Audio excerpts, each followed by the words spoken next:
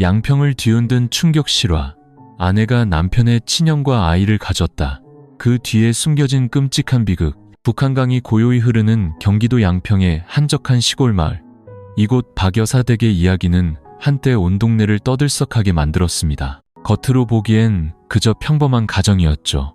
하지만 낡고 삐걱거리는 그 집 대문 뒤에는 마을 전체를 충격에 빠뜨릴 만한 끔찍한 비밀이 숨겨져 있었습니다. 그 집의 며느리, 올해 25살인 최민서 씨는 동네에서 참하고 얌전하기로 소문난 새댁이었습니다. 20살 간 넘어 박 여사의 막내 아들 지훈 씨와 결혼했죠. 처음에는 소박하지만 사랑이 넘치는 결혼 생활이었습니다. 남편 지훈 씨는 민서 씨의 든든한 버팀목이었고, 민서 씨는 성실하고 예의 바른 성품으로 온 동네 어른들의 귀여움을 독차지했습니다. 결혼식 날, 지훈 씨는 아내의 손을 잡고 약속했습니다. 무슨 일이 있어도 당신이 기댈 수 있는 따뜻한 가정을 만들어줄게. 하지만 현실의 무게는 무거웠습니다. 지훈 씨는 가족의 생계를 위해 결국 공장 기술자로 일하러 먼 남쪽 울산으로 떠나야 했습니다. 몇 년 안에 꼭 돌아오겠다고 약속하며 말이죠. 그날 이후 낡은 기와집에는 민서 씨와 시어머니 단둘만 남게 되었습니다. 1년, 그리고 또 한 해가 흘러도 지훈 씨는 돌아오지 못했습니다. 그저 가끔 걸려오는 짧은 통화와 매달 붙여오는 생활비가 전부였습니다. 남편의 빈자리 속에서 살아가던 민서 씨는 때때로 한밤중에 서러움이 북받쳐 소리 없이 눈물을 흘렸습니다. 시어머니는 그런 며느리가 안쓰러워 몇 번이고 다독였습니다. 아가, 힘들어도 좀만 참으려무나. 시집 온 여자치고 고생 안 하는 사람이 어디 있겠니? 우리 지훈이가 너를 아끼는 마음만 있으면 된 게야. 민서 씨는 고개를 끄덕였지만 마음속의 공허함은 채워지지 않았습니다. 바로 그때였습니다. 지훈 씨의 친형인 현우 씨가 몇 년간의 타지 생활을 정리하고 고향 집으로 돌아왔습니다. 30살에 그는 건장하고 어른스러웠으며 재수인 민서 씨를 세심하게 챙겨주기 시작했습니다. 처음 민서 씨는 그저 아주버님의 친절함이라 생각했습니다. 하지만 그 관심이 끔찍한 비극의 씨앗을 싹 틔울 줄은 아무도 몰랐습니다. 초여름의 어느 날 오후, 동네 아낙네들의 수군거림이 시작되었습니다. 어머, 박 여사 댁 며느리 말이야. 요즘 배가 자꾸 불러오는 것 같지 않아? 임신한 것 같은데. 근데 남편은 울산 간 지가 벌써 1년이 넘었잖아. 그럼 그 뱃속의 아기는 대체 누구 애란 말이야? 소문은 바람처럼 빠르게 퍼져나갔고 마을 사람들은 반신반의했습니다. 마음 착한 이들은 안타까워하며 혀를 찾고 입이 거친 이들은 뒤에서 비웃으며 손가락질했습니다. 평소 엄격했던 시어머니 박 여사도 이상한 낌새를 눈치채기 시작했습니다. 그녀는 며느리를 무거운 의심의 눈초리로 바라보았습니다. 그날 밤 작은 방 안에서 민서 씨는 불러오는 배를 감싸 안고 하염없이 눈물을 흘렸습니다. 그녀는 더 이상 숨길 수 없다는 것을 알았습니다. 뱃속의 아이는 멀리 있는 남편의 아이가 아니었습니다. 그것은 용서받을 수 없는 실수, 바로 남편의 친형과 저지른 잘못의 결과였습니다. 비극은 거기서부터 시작되었습니다. 평온해 보였던 가정은 순식간에 진흙탕으로 변해버렸습니다. 탁하기만 하던 한 여인은 죄책감의 소용돌이에 휘말렸고, 엄격한 시어머니는 하늘이 무너지는 듯한 진실과 마주해야 했습니다. 그리고 고향집에 사랑과 믿음을 보내며 밤낮으로 일하던 남편은 자신의 등 뒤에서 끔찍한 비극이 기다리고 있다는 사실을 전혀 알지 못했습니다. 마을 사람 누구도 이 젊은 며느리의 임신이 단순한 뜬소문을 넘어 한 가족의 명예를 땅에 떨어뜨리고 씻을 수 없는 상처를 남기는 비극의 도화선이 될 줄은 상상조차 하지 못했습니다. 그리고 이때부터 사람들은 깨닫게 되었습니다. 한순간의 흔들림이 한 사람의 인생 전체를 어떻게 무너뜨릴 수 있는지를 말입니다. 그해 초봄, 양평에는 늘 보슬비가 내렸고 찬 바람이 낡은 기와지붕 틈새를 파고들었습니다. 빛바랜 붉은 기와집, 민서 씨는 툇마루에 조용히 앉아 국도로 이어지는 흙길을 하염없이 바라보았습니다. 남편 생각이 간절했습니다. 지훈 씨가 울산공단으로 떠난 지 벌써 1년이 훌쩍 넘었습니다. 남편을 배웅하던 날, 민서는 그의 손을 꼭 잡고 눈물을 글썽였습니다. 언제쯤 돌아올 수 있어요? 지훈 씨는 아내의 머리를 쓰다듬으며 다정하게 웃었습니다. 2년만 고생하자. 돈 착실히 모아서 우리 집도 새로 고치고 해야지. 집에 있는 동안 몸 잘 챙기고 무슨 일 있으면 어머니께 꼭 말씀드리고. 그 약속은 민서 씨가 하루하루를 버티는 희망이 되었습니다. 하지만 시간이 흐를수록 희망은 희미해져 갔습니다. 급하게 걸려오는 전화는 돈 문제, 회사 이야기뿐이었습니다. 젊은 아내의 마음속에 얼마나 큰 그리움과 외로움이 쌓여가는지 멀리 있는 지훈 씨는 다 헤아릴 수 없었습니다. 시어머니 박 여사는 며느리가 안쓰러워 멍하니 앉아있는 모습을 볼 때마다 한숨을 쉬었습니다. 꽃다운 나이에 남편이 곁에 있어줘야 하는데 그래도 참고 견뎌야지. 우리 지훈이도 저 멀리서 얼마나 고생이 많겠니. 민서 씨는 애써 웃어 보였지만 속은 타들어가는 듯했습니다. 비바람이 몰아치던 어느 날 밤 그녀는 차가운 이불을 끌어안고 남편의 품을 상상하며 흐느껴 울었습니다. 바로 그때 지훈 씨의 형 현우 씨가 몇 년간의 도시 생활을 마치고 고향으로 돌아왔습니다. 현우 씨는 동생 지훈 씨와는 많이 달랐습니다. 다부진 체격에 세상 물정에 밝았고 자신감 넘치는 걸음걸이와 낮고 따뜻한 목소리를 가졌습니다. 집에 온 첫날부터 그는 팔을 걷어붙이고 어머니와 재수를 도와 마당을 쓸고 낡아빠진 대문을 수리했습니다. 놔둬요 재수씨, 제가 할 테니. 현우 씨는 웃으며 말했습니다. 민서 씨는 어색해하며 대답했습니다. 아니에요 아주버님, 제가 하던 일인데요. 멀리서 오셨는데 피곤하실 테니 좀 쉬세요. 쉬긴 뭘 쉬어요. 오랜만에 어머니랑 집안일 돕는 건데. 그리고 그는 민서 씨를 흘끗 보며 말을 흐렸습니다. 여자 혼자서 이 모든 걸 감당하는 게 안쓰러워서 그래요. 그 말에 민서 씨는 순간 움찔했습니다. 하지만 이내 혼자 힘든 집안일을 돕는다는 뜻일 거라 애써 생각했습니다. 그 후로 현우 씨는 수시로 집안일에 나섰습니다. 장을 대신 봐 오기도 하고 장작을 패거나 물을 길어다 주기도 했습니다. 박 여사는 그런 아들을 보며 흐뭇해했습니다. 우리 현우가 돌아오니 내가 마음이 놓인다.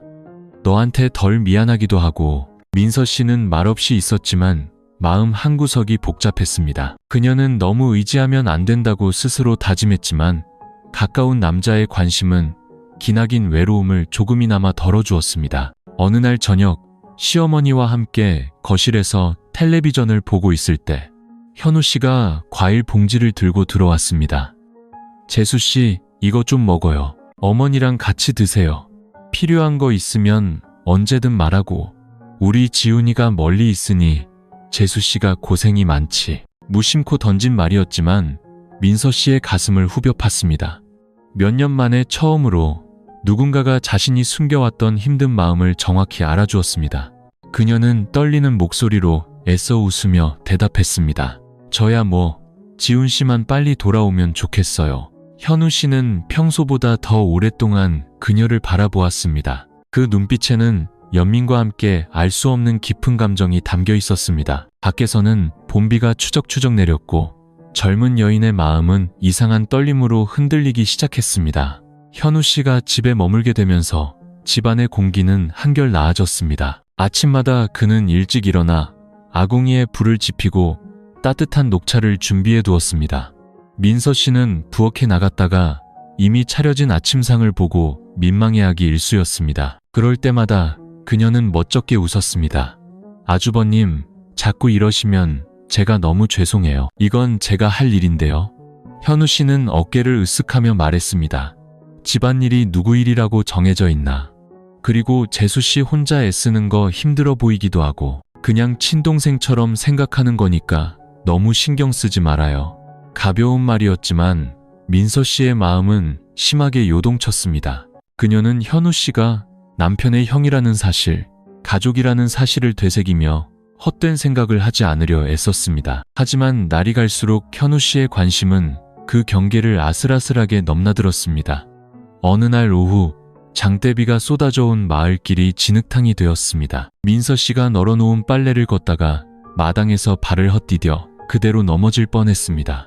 어디선가 나타난 현우 씨가 재빨리 그녀를 부축했습니다. 그의 단단한 팔이 그녀의 허리를 감쌌고 따뜻한 숨결이 헝클어진 머리카락에 닿았습니다. 괜찮아요, 재수 씨? 현우 씨가 놀라 물었습니다. 네, 괜찮아요. 민서 씨는 얼굴이 새빨개진 채 더듬거렸습니다. 그 순간 두 사람 사이에는 정적이 흘렀습니다. 오직 거센 빗소리와 미친 듯이 뛰는 심장 소리만이 들릴 뿐이었습니다. 민서 씨는 황급히 몸을 일으켜 고개를 숙인 채 집 안으로 뛰어들어갔습니다. 뒤에는 알 수 없는 눈빛으로 그녀를 바라보는 현우 씨가 남아 있었습니다. 그날 밤 민서 씨는 잠 못 이루고 뒤척였습니다. 낮에 자신을 바라보던 현우 씨의 걱정스러우면서도 깊이를 알 수 없는 눈빛이 떠올랐습니다. 그녀는 자기 자신이 두려워졌습니다. 마음속에서 피어나는 이 모호한 감정이 무서웠습니다. 그녀는 입술을 깨물며 속삭였습니다. 안 돼, 민서야. 넌 지훈 씨 아내야. 저 사람은 네 아주버님이라고. 한 발짝이라도 잘못 내디디면 평생 고개도 못 들고 살게 될 거야. 하지만 이성은 한낱 이성일 뿐 감정은 다른 문제였습니다. 다음 날 아침 현우 씨가 그녀의 기침 소리를 듣고 말없이 방문 앞에 감기약 봉지를 놓아두었을 때 민서 씨는 저도 모르게 눈시울이 붉어졌습니다. 수천 킬로미터 떨어진 남편은 자신의 기침 소리 하나 알아채지 못하는데 눈앞의 남자는 이토록 세심했습니다. 오랜 세월을 살아온 시어머니 박 여사는 무언가 이상하다는 것을 눈치채기 시작했습니다. 어느 날 저녁 현우 씨가 외출한 틈을 타 그녀는 민서 씨를 불러 앉히고 엄한 목소리로 말했습니다. 아가, 요즘 보니 우리 현우가 너를 좀 과하게 챙기는 것 같구나. 아무리 한 집안 식구라도 남들 눈이 있으니 처신을 조심해야 한다. 괜한 헛소문이라도 나면 어쩌려고 그러니. 민서 씨는 고개를 숙인 채 심장이 쿵쾅거렸습니다. 네, 어머님, 명심할게요.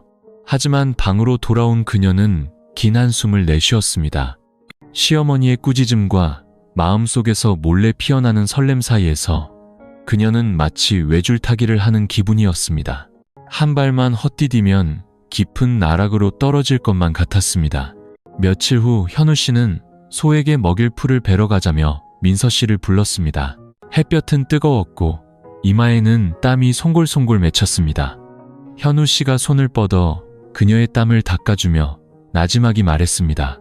재수 씨, 너무 힘들어 보인다. 지훈이가 있었으면 이렇게 고생시키진 않았을 텐데. 그 말은 가벼웠지만 민서 씨가 오랫동안 묻어두었던 공허함을 정통으로 파고들었습니다. 그녀는 입술을 깨물었고 눈에는 눈물이 그렁그렁 맺혔습니다.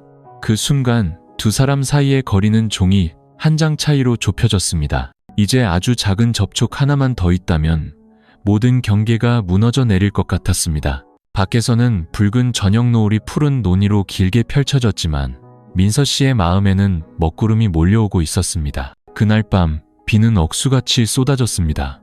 온 마을이 짙은 장막 같은 빗속에 잠겼고 바람이 불 때마다 낡은 기와가 삐걱거리는 소리를 냈습니다. 시어머니는 친척집 제사에 간다며 몇 번이고 당부했습니다. 둘이서 집 잘 보고 비 오니 전기 합선되지 않게 조심하거라. 난 좀 늦을 게다. 낡은 기와집에는 현우 씨와 민서 씨 단둘만 남았습니다. 지붕 위로 후두둑 떨어지는 빗소리와 밖에서 들려오는 풀벌레 소리가 공간을 더욱 적막하게 만들었습니다. 민서 씨는 방 안에서 낡은 옷가지를 꿰매고 있었지만 정신은 온통 다른 곳에 팔려 있었습니다. 그녀는 현우 씨의 발소리가 다가와 방문 바로 앞에서 멈추는 것을 똑똑히 들었습니다. 재수 씨, 비가 너무 많이 오네요. 창문으로 바람이 들어와서 추울 텐데 창문 좀 닫아요. 현우 씨의 낮고 잠긴 목소리가 들려왔습니다. 민서 씨는 깜짝 놀라 자리에서 일어났습니다. 하지만 창문을 닫으려던 순간 강한 바람이 불어와 그녀의 몸이 휘청거렸습니다. 현우 씨가 재빨리 그녀의 팔을 붙잡아 자신의 품으로 끌어당겼습니다. 두 사람의 거리는 순식간에 서로의 숨소리가 들릴 만큼 가까워졌습니다. 춥지 않아요? 현우 씨가 이상할 정도로 떨리는 목소리로 물었습니다. 괜찮아요. 민서 씨는 더듬거렸지만 온몸은 굳어 있었습니다. 현우 씨의 시선은 민서 씨의 창백한 얼굴에 고정되었습니다. 그 눈빛에는 오랫동안 억눌러왔던 갈망이 담겨 있었습니다. 그 순간 민서 씨의 마음은 반란을 일으켰습니다. 한편으로는 벗어나고 싶었지만 다른 한편으로는 저항할 힘이 없었습니다. 순간 현우 씨가 고개를 숙였습니다. 그 짧은 순간은 두 사람이 오랫동안 지켜왔던 경계를 갈기갈기 찢어놓기에 충분했습니다. 민서 씨는 정신을 차리고 그를 밀어냈습니다. 그녀의 눈에는 눈물이 가득 고여 있었습니다. 안 돼요, 아주버님. 저는 지훈 씨 아내고 아주버님은 남편의 형이에요. 이런 일이 알려지면 우리 집안은 끝장이에요. 현우 씨는 이를 악물고 한 걸음 물러섰습니다. 그의 손은 주먹을 쥔 채 떨리고 있었습니다. 그는 거친 숨을 내쉬며 말했습니다. 알아. 하지만 더는 참을 수가 없었어. 여기 돌아와서 재수 씨 혼자 힘들어하는 모습을 보면서 너무 안타까웠어. 민서 씨는 침대 위에 주저앉아 두 손으로 얼굴을 감쌌습니다. 눈물이 뺨을 타고 하염없이 흘러내렸습니다. 그녀의 마음은 수천 개의 바늘이 찌르는 듯 아팠습니다. 남편을 사랑했지만 길어진 외로움은 그녀를 길 잃은 사람으로 만들었습니다. 현우 씨의 다정한 관심은 메마른 땅에 내리는 단비 같아서 그녀의 마음을 흔들어 놓았습니다. 밖에서는 여전히 비가 지붕을 두드렸고 그 소리는 차마 터져나오지 못한 흐느낌을 감춰주었습니다. 그날 밤 아무도 잠들지 못했습니다. 현우 씨는 툇마루에 조용히 앉아 연거푸 담배를 피워댔습니다. 민서 씨는 방 안에 누워 심장이 미친 듯이 뛰는 것을 느끼며 뒤척였습니다. 현우 씨의 말이 머릿속을 떠나지 않았습니다. 그녀는 끝내야 한다고, 어떻게든 이 가정을 지켜야 한다고 다짐했습니다. 하지만 마음 깊은 곳에서는 또 다른 불길이 타오르고 있었습니다. 그것은 외로움과 억눌렸던 갈망의 불길이었습니다. 운명의 장난처럼 며칠 뒤 오후, 민서 씨가 우물가에서 물을 깃다가 미끄러져 넘어졌습니다. 또다시 현우 씨가 때맞춰 나타나 그녀를 끌어안았습니다. 이번에 그의 떨리는 손길 안에는 더 이상 저항이 없었습니다. 하나의 실수가 시작되었고 그 실수로부터 비극은 서서히 문을 열었습니다. 그 비 내리던 밤 이후로 최민서 씨의 마음에는 메울 수 없는 균열이 생겼습니다. 그녀는 집안을 불안한 표정으로 서성였고 시어머니와 마주칠 때마다 시선을 피하며 당황스러워했습니다. 한편 현우 씨는 한 번 경계를 넘은 뒤로는 더 이상 조심성을 유지하지 않는 듯했습니다. 어느 날 아침 민서 씨가 마당에서 채소를 씻고 있을 때 현우 씨가 다가와 농담 반 진담 반으로 말했습니다. 재수 씨, 갈수록 야위어가네. 우리 지훈이 보고 싶어서 그런가? 민서 씨는 깜짝 놀라 서둘러 대답했습니다. 네, 그이가 빨리 돌아왔으면 좋겠어요. 현우 씨는 그녀를 잠시 바라보았습니다. 그 눈빛에는 안타까움과 함께 무언가 더 깊은 감정이 숨겨져 있었습니다. 그 후 며칠 동안 민서 씨는 두려움과 죄책감 속에서 살았습니다. 밤이 되면 벽에 걸린 결혼사진 속 지훈 씨의 얼굴을 차마 쳐다볼 수 없었습니다. 남편에게서 전화가 걸려올 때마다 그의 따뜻한 목소리는 칼날처럼 그녀의 마음을 베는 듯했습니다. 그녀는 애써 아무렇지 않은 척했지만 속은 이미 산산조각 나 있었습니다. 잘 지내? 집에는 별일 없고? 어려운 일 있으면 꼭 말해. 수화기 너머로 들려오는 지훈 씨의 걱정스러운 목소리에 민서 씨는 한숨을 삼키며 억지로 대답했습니다. 전 괜찮아요. 걱정 말고 일 열심히 해요. 박 여사는 모든 것을 듣지는 못했지만 인생의 경험이 많은 그녀의 예리한 눈은 이상한 점을 발견하기 시작했습니다. 어느 날 이불을 정리하던 그녀는 현우 씨가 마당을 지나는 소리에 민서 씨의 눈빛이 순간적으로 공포에 질리는 것을 보았습니다. 그 표정은 재수가 아주버님에게 보일 법한 자연스러운 모습이 아니었습니다. 그날 밤 박 여사는 잠 못 이루고 뒤척였습니다. 그녀는 동네 사람들이 흔히 하던 경고를 떠올렸습니다. 젊은 여자가 남편 없이 혼자 지내면 몸가짐을 단정히 하지 않으면 큰일 나기 십상이야. 특히 집안 사람과 엮이는 날에는 평생 고개를 못 들고 살게 되지. 그 생각에 그녀는 식은땀이 흘렀습니다. 또 다른 날 마당을 쓸던 그녀는 현우 씨가 뒤뜰에서 민서 씨에게 작게 속삭이는 소리를 들었습니다. 걱정하지 말고 나한테 맡겨요. 내가 재수 씨 손해보게 하진 않을 테니까. 민서 씨는 고개를 숙인 채 아무 말도 하지 않았습니다. 박 여사는 그 자리에 얼어붙은 듯 서 있었습니다. 그녀의 마음속에 섬뜩한 의심이 피어올랐지만 아직 증거는 없었습니다. 그녀는 좀 더 지켜보기로 마음먹었습니다. 한편 민서 씨는 매일매일을 공포 속에서 보냈습니다. 자신이 끔찍한 잘못을 저질렀다는 것을 알았지만 관계를 끊어낼 용기가 없었습니다. 현우 씨는 점점 더 가까이 다가왔고 그의 불타는 듯한 시선은 민서 씨를 옴짝달싹 못하게 만들었습니다. 어느 날 저녁 시어머니와 밥을 먹던 중 박 여사가 불쑥 물었습니다. 아가, 요즘 네 얼굴이 너무 창백하구나. 혹시 나한테 숨기는 일이라도 있는 게냐? 민서 씨는 깜짝 놀라 고개를 푹 숙이고는 작은 목소리로 대답했습니다. 아니에요, 어머님. 그냥 잠을 좀 설쳐서 그래요. 하지만 밥상 위에서 떨리는 그녀의 손이 모든 것을 말해주고 있었습니다. 박 여사는 오랫동안 며느리를 바라보았습니다. 그녀의 마음은 무겁게 가라앉았습니다. 밖에서는 차가운 밤바람이 불었습니다. 작은 집 안에서는 서로를 향한 의심의 눈초리와 숨겨진 말들이 하루하루 쌓여 시한폭탄이 되어가고 있었습니다. 이제 작은 불꽃 하나만 튀어도 모든 것이 폭발하고 저 끔찍한 비밀은 더 이상 지켜질 수 없을 것입니다. 시간은 조용히 흘렀고 운명의 비바람이 몰아치던 그 밤으로부터 석 달이 지났습니다. 최민서 씨는 자신의 몸에 이상한 변화가 생기고 있음을 느끼기 시작했습니다. 아침마다 찾아오는 헛구역질, 이상하게 변해버린 입맛, 그리고 결정적으로 몇 주째 소식이 없는 월경. 그녀는 너무 두려워 밤마다 잠을 설쳤고 벽을 향해 돌아누워 커져가는 배를 감싸 안았습니다. 어느 날 아침 시장에서 나무를 다듬고 있는데 옆집 아주머니가 무심코 말을 던졌습니다. 어머, 민서 씨, 요즘 얼굴이 뽀얗고 좋아졌네. 혹시 좋은 소식 있는 거 아니야?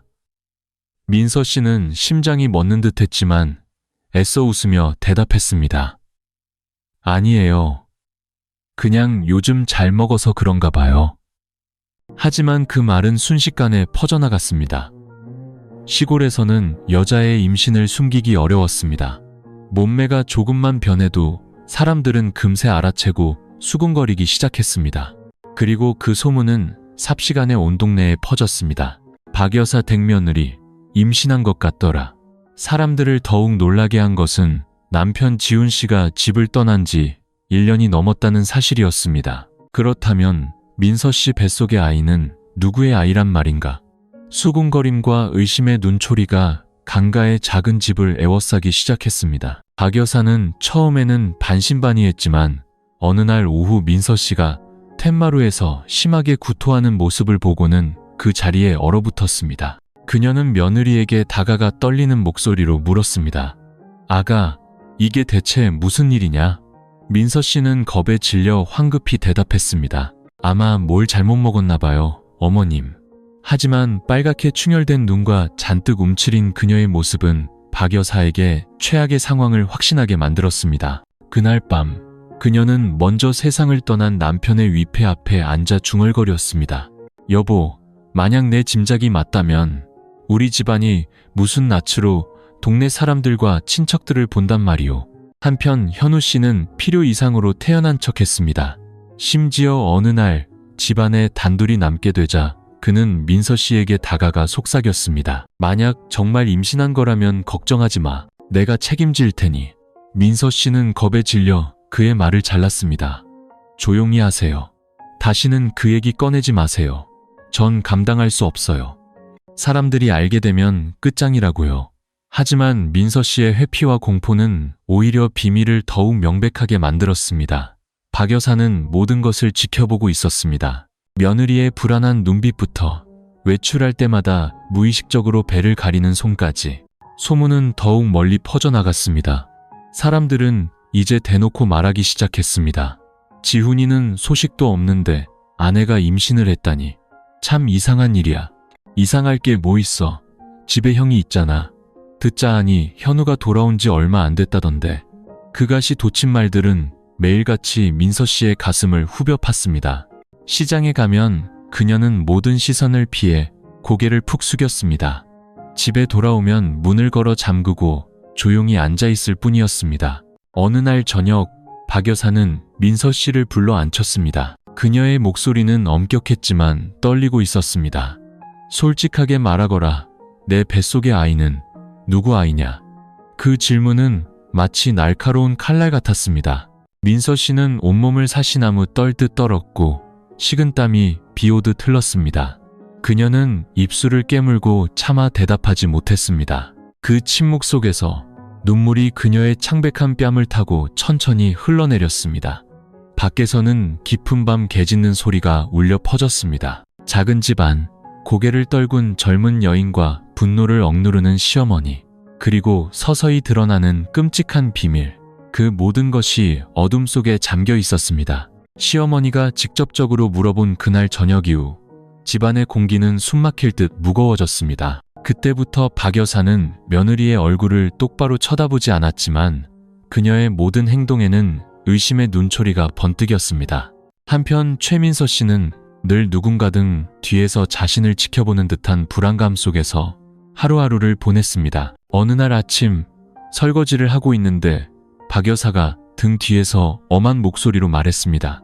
내 뱃속에 정말 아이가 있다면 숨기지 말고 솔직히 말해야 한다. 나중에 일이 터져서 온 집안이 망신당하게 만들지 말고. 민서 씨는 움찔하며 시어머니에게 등을 돌린 채 서 있었습니다. 눈물이 설거지통으로 뚝뚝 떨어졌지만 그녀는 여전히 입을 열지 않았습니다. 그 침묵은 오히려 모든 것을 인정하는 것처럼 보여 박 여사의 가슴을 옥죄었습니다. 그녀는 몰래 두 사람을 더 지켜보기로 했습니다. 어느 날 오후 그녀는 외출하는 척했다가 예고 없이 집으로 돌아왔습니다. 멀리서 보니 현우 씨와 민서 씨가 우물가에 나란히 서 있었습니다. 현우 씨가 바구니를 손에 들고 나지막이 말했습니다. 걱정하지 말아요. 내가 아무도 재수 씨 해치지 못하게 할 테니. 민서 씨는 고개를 숙인 채 조용히 고개만 끄덕였습니다. 그 모습은 박 여사의 가슴에 비수처럼 꽂혔습니다. 그녀는 눈물을 글썽이며 돌아섰습니다. 머릿속에는 끔찍한 수치심이 피어올랐습니다. 만약 정말 그런 일이 벌어진 것이라면 무슨 낯으로 친척들과 동네 사람들을 본단 말인가. 한편 현우 씨는 날이 갈수록 대담해졌습니다. 부엌에 단둘이 있을 때면 그는 더 이상 숨기지 않는 눈빛으로 민서 씨를 바라보며 조용히 말했습니다.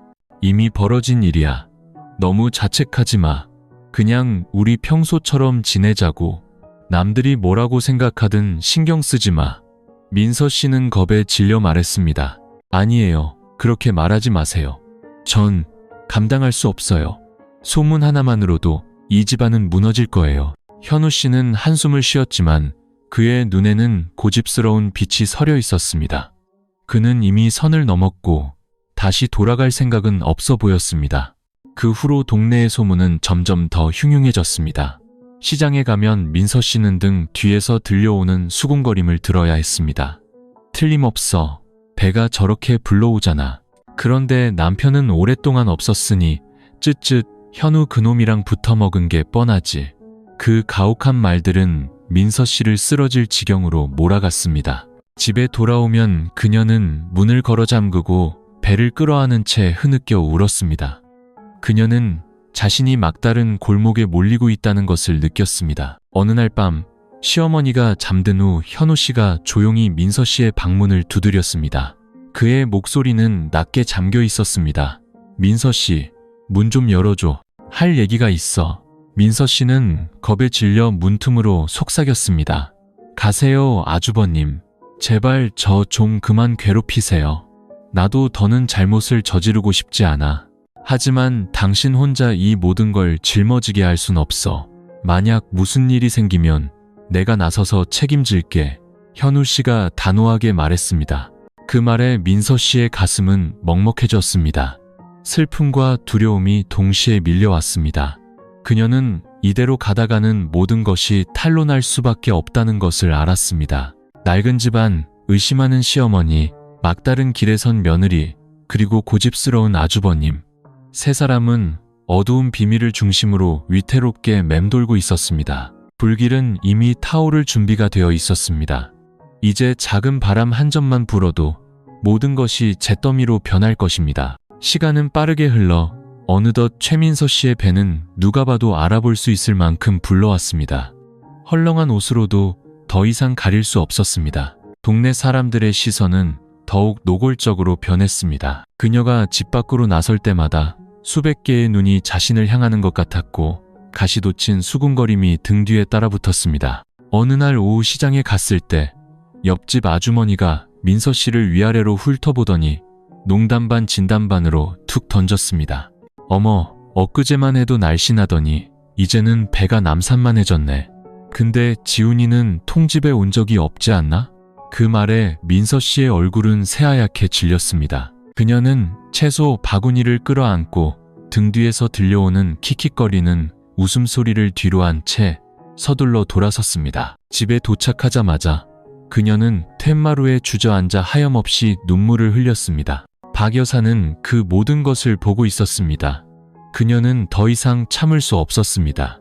그날 저녁 현우 씨가 외출했다 돌아오자마자 그녀는 단호한 목소리로 쏘아붙였습니다. 현우야, 솔직하게 말해라.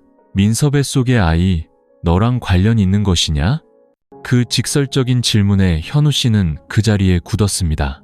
그는 순간 당황했지만 이내 굳은 표정으로 대답했습니다. 어머니, 무슨 그런 말씀을 하세요? 제가 아주버님인데 설마 변명하지 마라. 박 여사가 분노에 차손으로 상을 내리쳤습니다. 내 눈이 멀쩡한 장님이 아니다. 그동안 내 놈들 하는 짓 내가 다 봤어. 뭔가 캥기는 게 있으면 어서 사실대로 말해. 내가 동네 사람들 앞에서 망신당하게 만들지 말고. 민서 씨는 방 안에서 그 모든 대화를 듣고 있었습니다. 심장이 터질 듯이 뛰었습니다. 뛰쳐나가 모든 것을 고백하고 싶었지만 다리가 떨려 움직일 수 없었습니다. 현우 씨는 한동안 침묵하다가 결국 고개를 돌려 밖으로 나가버렸습니다. 그 뒷모습을 보며 박 여사는 망연자실했습니다. 그날 밤 그녀는 남편의 위패 앞에서 뜬 눈으로 밤을 새웠습니다. 눈물을 흘리며 중얼거렸습니다. 여보, 만약 이게 사실이라면 이 집안에 닥친 재앙을 내가 어찌해야 합니까? 입을 다물자니 수치스럽고 모든 걸 밝히자니 집안이 풍비박산 날 테지요. 민서 씨는 방 안에 누워 배를 끌어안고 흐느꼈습니다. 그녀는 더 이상 빠져나갈 길이 없다고 느꼈습니다. 입덧을 할 때마다 뱃속 아이의 태동이 느껴질 때마다 자신의 죄가 선명하게 떠올랐습니다. 그녀는 남편 지훈 씨가 돌아올 날이 두려웠습니다. 자신을 믿어주던 그의 눈빛이 비수가 되어 심장을 꿰뚫을 것만 같았습니다. 다음 날 박 여사는 조용히 시장으로 가 마을의 늙은 한의원을 찾아갔습니다. 그녀는 낙태를 시키는 약에 대해 물었지만 한의원으로부터 목숨이 위험할 수 있다는 말을 듣고는 두려움에 떨었습니다. 아무리 화가 나도 며느리를 죽게 할 수는 없었습니다. 그날 저녁 박 여사는 직접적인 방법을 쓰기로 결심했습니다.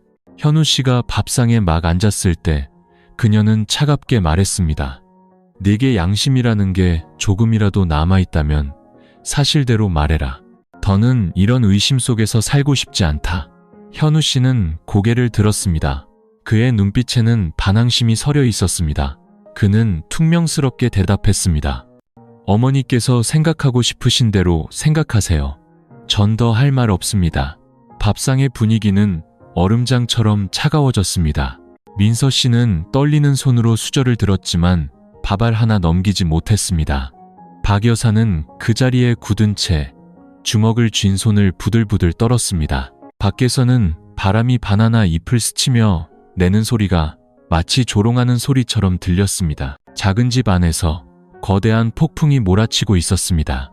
그것은 더 이상 막을 수 없는 비극의 전조였습니다. 동네의 소문은 잦아들기는커녕 온 친척들에게까지 퍼져나갔습니다. 제사나 집안 행사가 있을 때면 친척들은 더 이상 평소와 같은 눈으로 그들을 대하지 않았습니다. 그들은 박 여사 앞에서 대놓고 수군거렸습니다.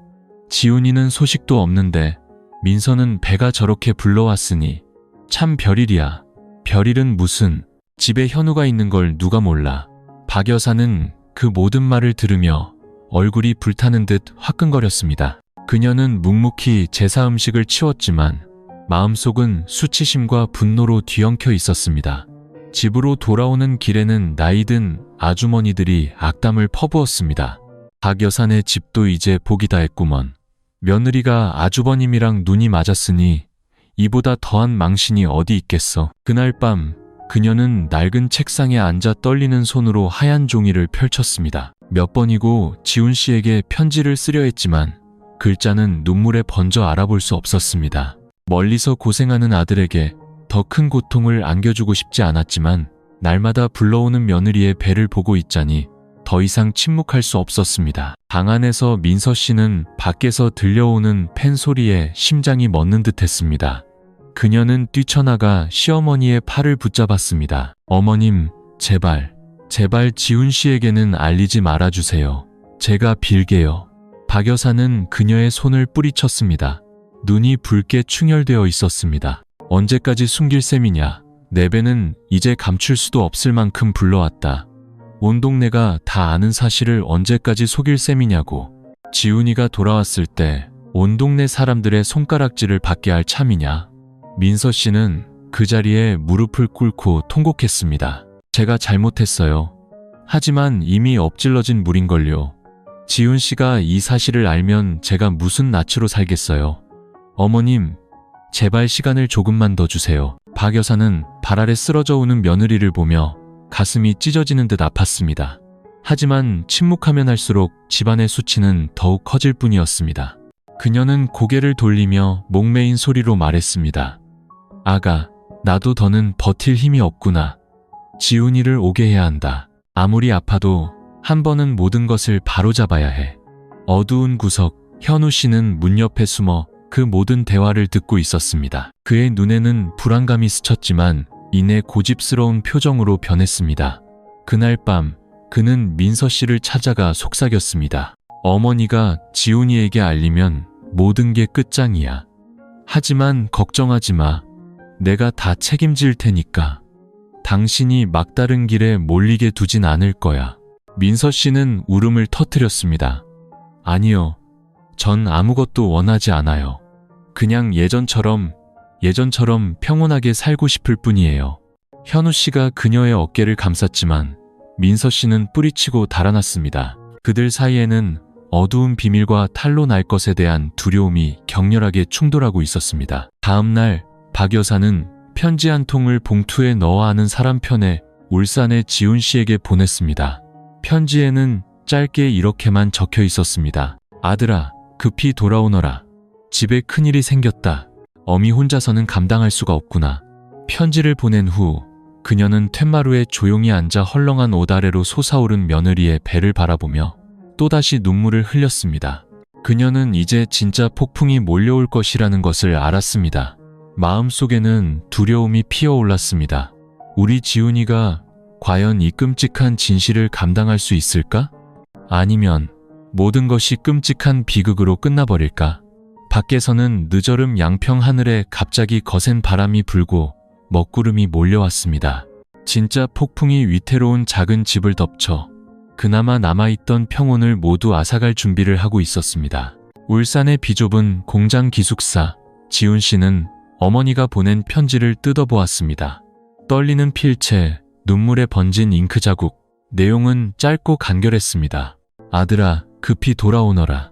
집에 큰일이 생겼다. 어미 혼자서는 감당할 수가 없구나. 편지를 읽은 지훈 씨의 심장이 미친 듯이 뛰기 시작했습니다. 그는 떨리는 손으로 편지를 붙잡았습니다. 지난 1년 넘게 고향을 떠나 있었지만 집안은 평온할 것이라 믿었습니다. 아내 민서 씨는 통화할 때마다 늘 건강하다고, 어머니도 잘 계신다고 말했습니다. 그렇다면 대체 무슨 큰일이 생겼단 말인가? 지훈 씨는 다음 날 바로 휴가를 내고 서둘러 북쪽으로 향하는 심야버스에 몸을 실었습니다. 버스 안에서 그는 안절부절못했습니다. 머릿속은 온갖 생각으로 복잡했습니다. 몇 번이고 아내에게 전화하려다 그만두었습니다. 무언가 좋지 않은 일이 생겼다는 불길한 예감이 들었지만 최악의 상황은 감히 상상조차 하지 못했습니다. 한편 고향집에서는 폭풍이 더욱 거세지고 있었습니다. 소문은 더 이상 동네 시장에 머무르지 않고 옆 동네까지 퍼져나갔습니다. 사람들은 대놓고 쑥덕거렸습니다. 듣자 하니 민서가 임신했다는데 남편은 1년 넘게 집에 온 적도 없다며? 그 집엔 형이 있잖아. 한 핏줄끼리 하늘이 무서운 줄도 모르고 그런 짓을 저지르다니. 집안 망신도 이런 망신이 없지. 그 말 한마디 한마디가 민서 씨의 가슴에 비수처럼 꽂혔습니다. 어디를 가든 손가락질과 수군거림이 따라다녔습니다. 어떤 사람들은 그녀의 얼굴을 똑바로 쳐다보며 독설을 퍼부었습니다. 몸가짐 하나 제대로 못해서 집안에 망신을 시키다니. 민서 씨는 채소 바구니를 든 채 고개를 푹 숙이고 집으로 돌아왔습니다. 마당에 도착하자마자 그녀는 섬돌에 주저앉아 배를 끌어안고 통곡했습니다. 불러오는 배는 그녀의 죄를 증명하는 지울 수 없는 증거였습니다. 하루하루 숨막히는 고통 속에서 그녀는 이 시선들을 피해 어디로든 숨고 싶었습니다. 시어머니 박 여사의 고통도 못지 않았습니다. 그녀는 집 밖으로 나가지도 못했고 손님이 찾아올 때마다 쥐구멍에라도 숨고 싶은 심정이었습니다. 마음속에는 며느리의 나약함에 대한 분노와 큰아들의 어리석음에 대한 원망이 들끓었습니다. 하지만 가장 가슴 아픈 것은 곧 끔찍한 충격과 마주해야 할 착하고 성실한 막내 아들 지훈 씨를 생각하는 것이었습니다. 하지만 현우 씨는 달랐습니다. 그는 흉흉한 소문 앞에서도 태연한 척했습니다. 친척 중 한 명이 넌지시 물어오면 그는 쓴웃음을 지으며 대답했습니다. 남들이 뭐라고 떠들든 신경 안 씁니다. 그 태도는 박 여사를 더욱 분노하게 만들었습니다. 그녀는 몇 번이고 집안 어른들을 모아 모든 것을 밝히려 했지만 지훈 씨가 돌아와 직접 마주하기를 기다리며 참고 또 참았습니다. 밤이 되면 민서 씨는 잠 못 이루고 뒤척였습니다. 그녀는 남편 지훈 씨를 생각했습니다. 그의 착한 눈빛, 순박한 미소를 떠올렸습니다. 그가 내 배를 보면 어떤 표정을 지을까? 나를 용서해 줄까? 아니면 증오하며 나를 내쫓을까? 그 생각에 숨이 막혀왔습니다. 몇 번이고 죽어서 이 고통에서 벗어나고 싶었지만 무의식적으로 손이 닿은 배에서는 작은 생명이 자라나고 있었습니다. 그녀는 차마 그럴 수 없었습니다.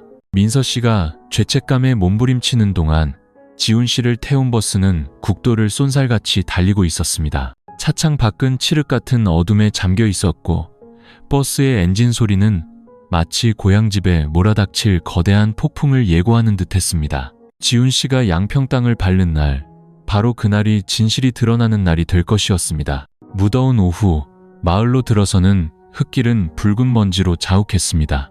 동네 어귀에서 버스 경적 소리가 울리자 최민서 씨의 심장이 쿵하고 내려앉았습니다. 그녀가 툇마루로 나섰을 때 남편의 익숙한 모습이 눈에 들어왔습니다.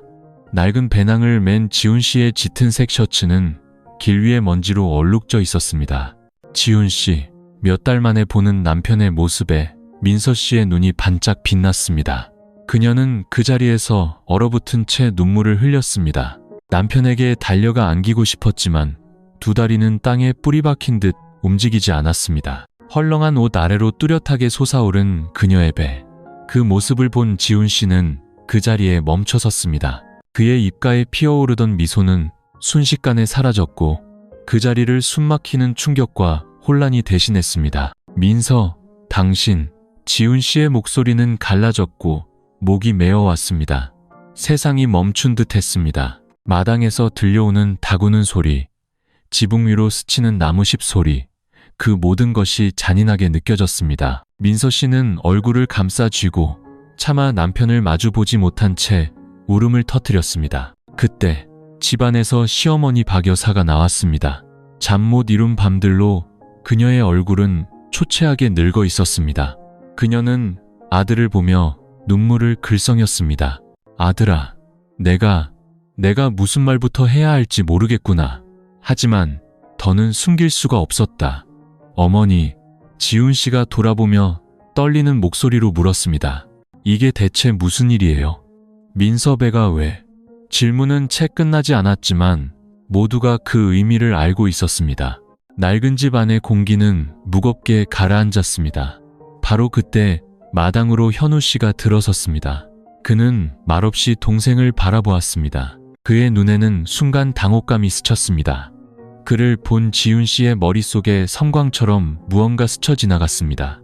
그는 순간 모든 것을 깨달았습니다. 형, 설마. 지훈 씨가 터져나오는 울음을 참으며 외쳤습니다. 현우 씨는 굳은 얼굴로 침묵했습니다. 그 침묵은 모든 것을 인정하는 것이었습니다. 지훈 씨는 한 걸음 물러섰습니다. 그의 눈은 붉게 충혈되었고 두 손은 주먹을 쥔 채 떨리고 있었습니다. 세상에, 어떻게 이럴 수가 있어. 그는 고통에 찬 목소리로 절규했습니다. 나는 저 멀리서 피땀 흘려본 돈을 꼬박꼬박 보내줬는데 집에서는 민서 씨가 그 자리에 무릎을 꿇고 흐느꼈습니다. 지훈 씨, 미안해요. 제가 한순간 어리석었어요. 외로워서 그랬어요. 하지만 당신을 사랑하지 않은 적은 단 한순간도 없었어요. 그 고백은 지훈 씨의 심장에 비수처럼 꽂혔습니다. 그는 비틀거리며 쓰러질 뻔했습니다. 박 여사가 달려와 아들을 부축하며 눈물을 쏟았습니다. 아들아, 내가 죄인이다. 이 어미가 집안을 제대로 건사하지 못했다. 하지만 일이 이렇게까지 되었으니 제발 정신 좀 차리거라. 정신을 차리라고요? 지훈 씨가 쓴웃음을 지었습니다. 어떻게 정신을 차려요? 내 형이, 내 아내가 세상에 이보다 더한 치욕이 어디 있단 말입니까? 집안은 침묵에 잠겼습니다. 오직 민서 씨의 서러운 울음소리와 지훈 씨의 거친 숨소리, 그리고 어둡게 굳은 현우 씨의 얼굴만이 남아 있었습니다. 밖에서는 저녁 어스름이 낡은 지붕 위로 내려앉고 있었습니다. 세 사람의 마음속에서 진짜 폭풍이 터져 나왔습니다. 그리고 그 순간부터 다시는 예전으로 돌아갈 수 없게 되었습니다. 그 끔찍한 순간이 지나간 후 지훈 씨는 넋나간 사람처럼 보였습니다. 그는 비틀거리며 툇마루로 나가 두 손으로 머리를 감싸쥐고 중얼거렸습니다. 아니야, 이건 꿈일 거야. 이건 분명 끔찍한 악몽이야. 민서 씨는 바닥에 무릎 꿇은 채 절규했습니다. 지훈 씨, 제발 제 얘기 좀 들어주세요. 일부러 그런 게 아니었어요. 제가 한순간 마음이 약해져서. 마음이 약해져? 지훈 씨가 획 돌아보며 핏발선 눈으로 쏘아붙였습니다. 이걸 마음이 약해졌다고 말하는 거야? 당신은 날 배신했어. 부부의 연을 배신하고 이 온 가족을 배신했다고. 현우 씨는 기둥 옆에 기댄 채 고개를 숙이고 아무 말도 하지 못했습니다. 하지만 그의 침묵은 지훈 씨의 분노를 더욱 키울 뿐이었습니다. 지훈 씨는 형에게 달려들어 멱살을 잡았습니다. 당신은 내 친형이야. 어떻게 하늘이 무서운 줄도 모르고 이런 짓을 할 수 있어? 현우 씨는 입술을 깨물고 저항하지 않았습니다. 마침내 그는 잠긴 목소리로 한마디 내뱉었습니다. 미안하다. 전부 내 잘못이다. 그 말은 불에 기름을 붓는 격이었습니다. 지훈 씨는 소리를 지르며 주먹을 휘두르려다 이내 힘없이 팔을 떨어뜨렸습니다. 눈물이 쏟아졌습니다. 그는 툇마루에 주저앉아 떨리는 두 손에 얼굴을 묻었습니다. 집안의 소란은 금세 동네 사람들의 이목을 끌었습니다. 잠시 후 대문 앞에는 몇몇 사람들이 모여 수군거리기 시작했습니다. 그들의 목소리는 똑똑히 들려왔습니다. 거봐, 내 말이 맞았지. 이제 다 터졌구먼. 정말 망신이다. 망신. 아주버님이랑 눈이 맞았으니 무슨 낯으로 세상을 살아. 박 여사가 집안에서 달려나와 손을 내저었습니다. 다들 돌아가시오. 우리 집 일은 우리가 알아서 할 테니 남의 집 불행 구경하지 말고 어서들 가시오.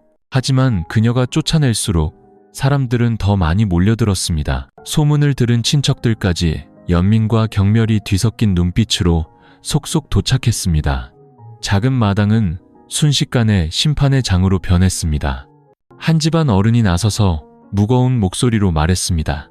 박서방댁, 이건 더 이상 집안일이 아니오. 우리 가문 전체의 명예가 걸린 문제야. 우리는 똑똑한 해명을 들어야겠어. 지훈 씨가 일어섰습니다. 그의 얼굴은 창백했고 눈은 붉게 충혈되어 있었습니다. 해명이요? 무슨 해명이 더 필요합니까? 제 아내가 저를 배신했고 제 형이 제 모든 것을 앗아갔습니다.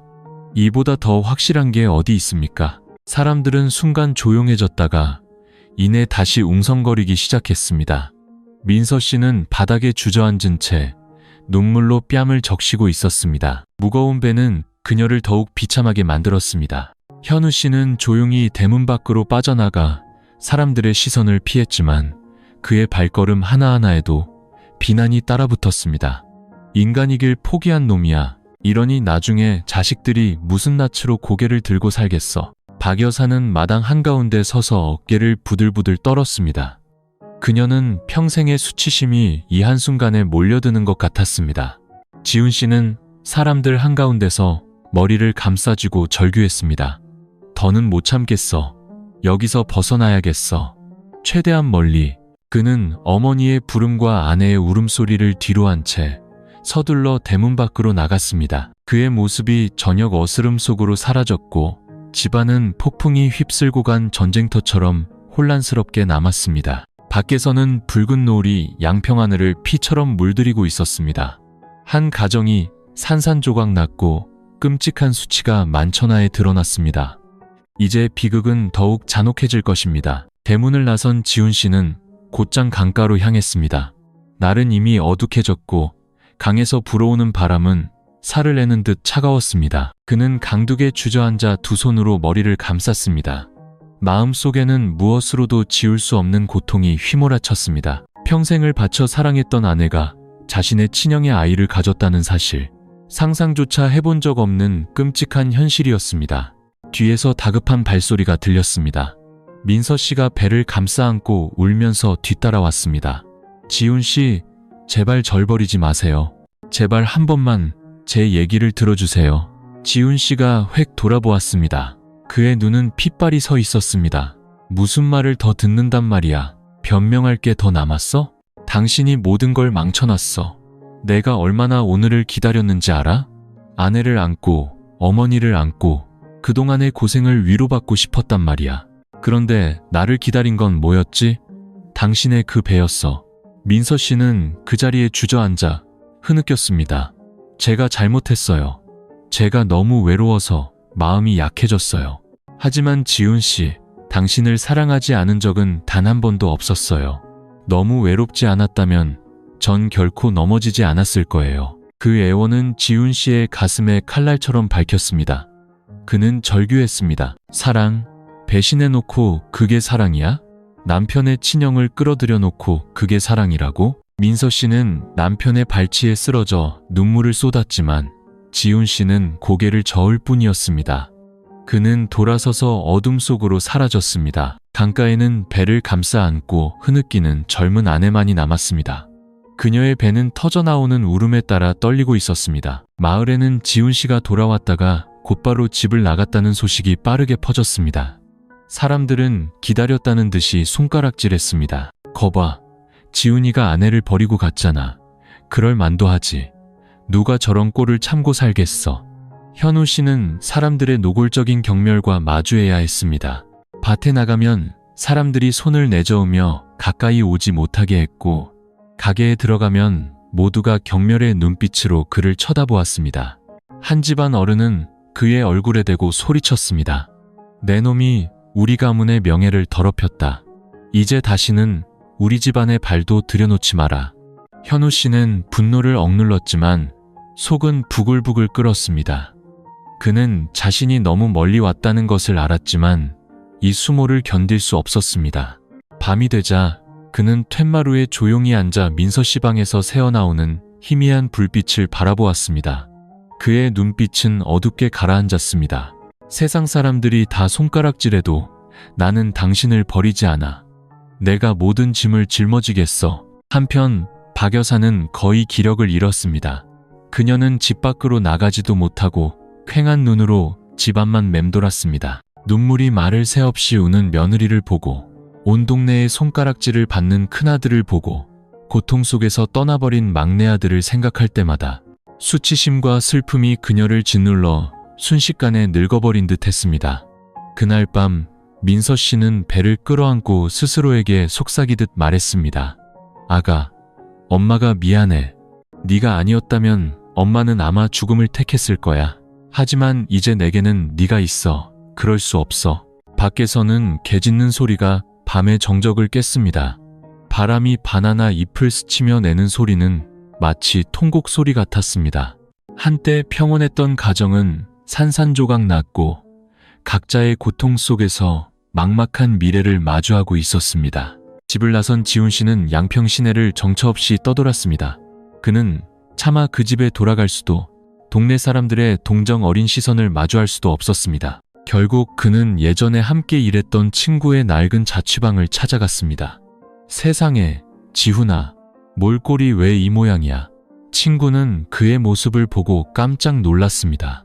지훈 씨는 억지 웃음을 지었습니다. 핏발선 눈으로 말했습니다. 며칠만 좀 신세지자.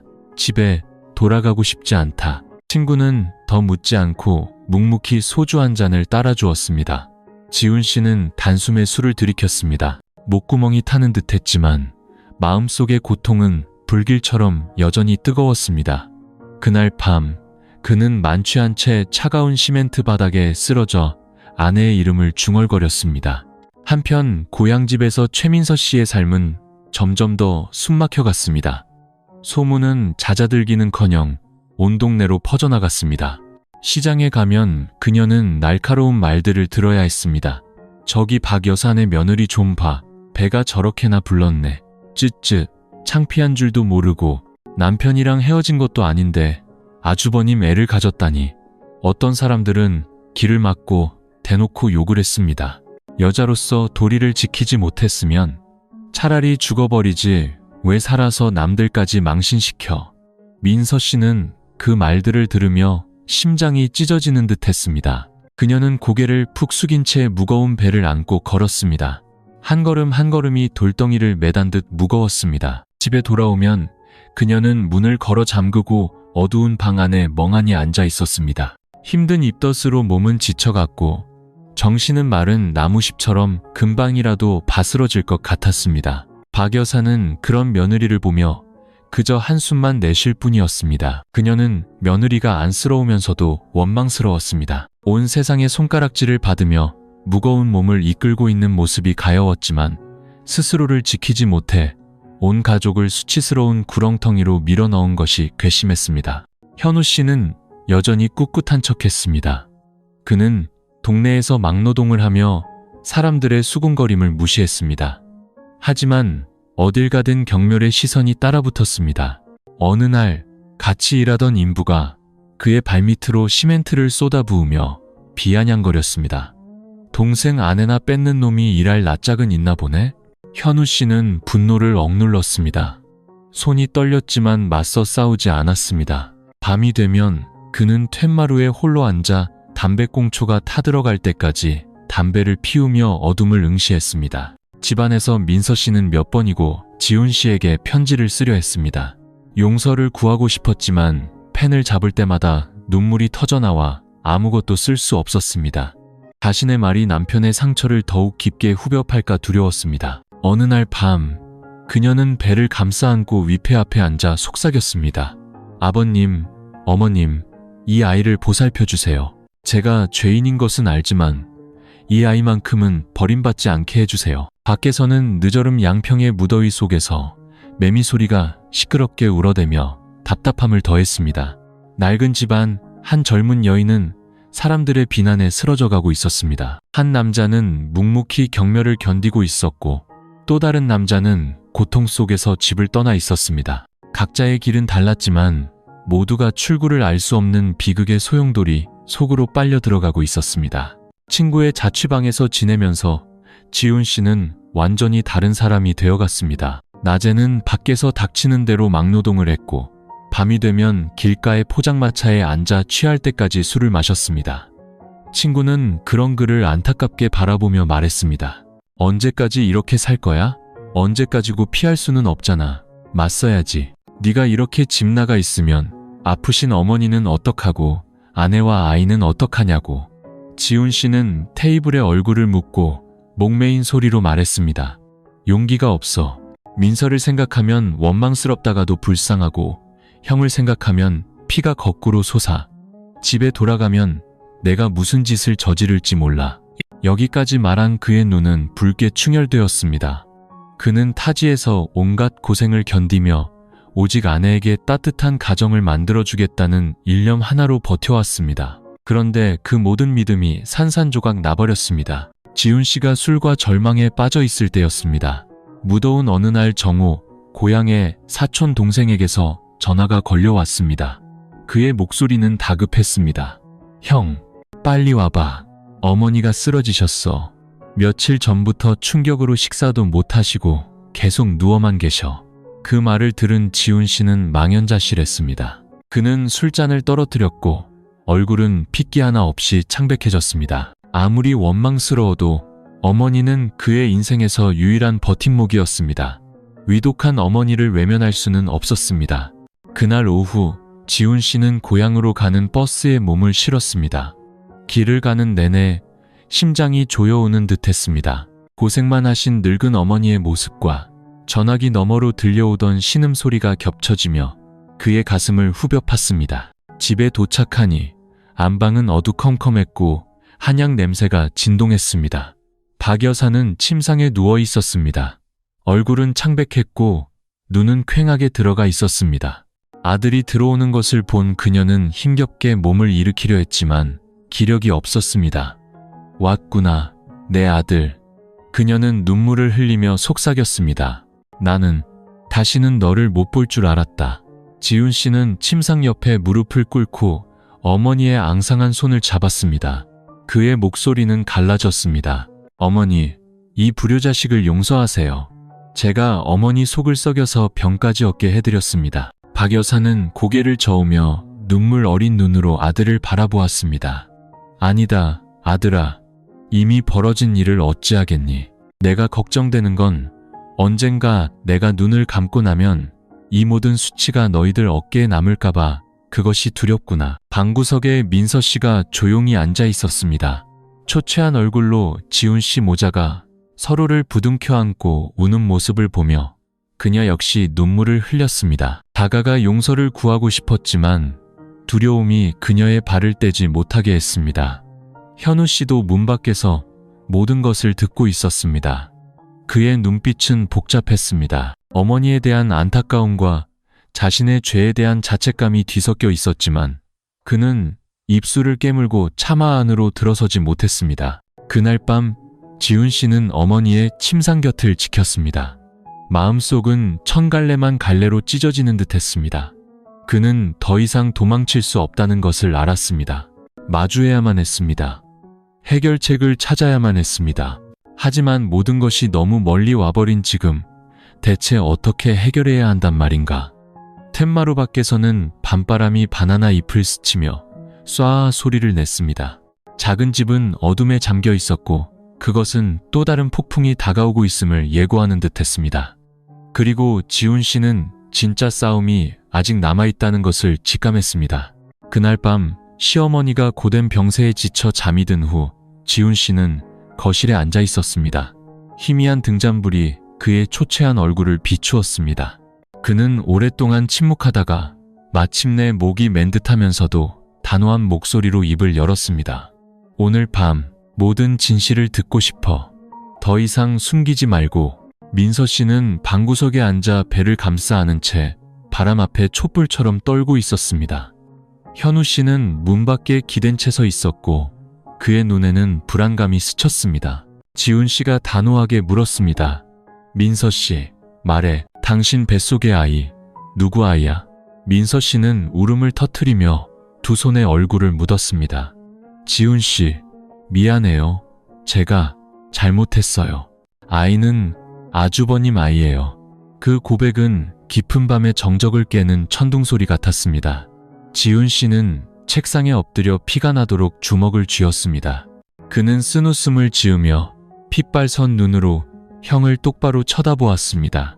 들었어? 형, 당신 입으로 직접 인정하는 걸 듣고 싶어. 현우 씨가 안으로 들어섰습니다. 그의 눈빛은 슬펐고 목소리는 거칠게 잠겨 있었습니다. 그래, 내 잘못이다. 변명하지 않겠다. 전부 내 탓이야. 민서 씨 잘못이 아니야. 민서 씨 잘못이 아니라고? 지훈 씨가 벌떡 일어나 아내를 손가락으로 가리켰습니다. 저 사람은 내 아내야. 어떻게 저 사람 잘못이 아니라고 말할 수 있어? 민서 씨는 통곡하며 남편의 발치에 무릎을 꿇었습니다. 제가 죄인이에요. 저도 끊어내려 했지만 그러지 못했어요. 너무 외로웠어요. 당신이 너무 오랫동안 곁에 없었잖아요. 외로웠다고? 지훈 씨가 목이 쉰 채 소리쳤습니다.